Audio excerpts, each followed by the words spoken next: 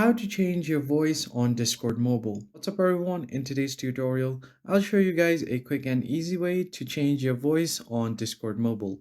But before getting started, make sure to head down below to give this video a quick thumbs up and hit the subscribe button as well. Now let's get into the video.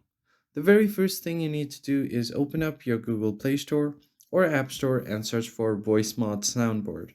Go ahead and install this application, and while this is installing, make sure to subscribe to our channel and turn on the bell icon to get notified about our latest videos.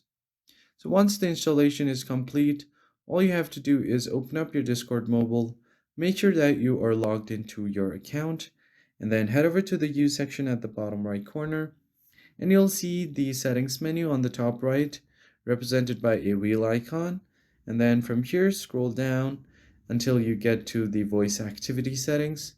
Tap on it. Now from here under the voice input method, you just have to select voice mod and then set headset. Under the output device section, you just have to select headset and then you're good to go. Now you should be able to change voice on command after using the voice mod soundboard right here. I hope you found this video helpful. I'll see you guys on the next one. Thank you for watching.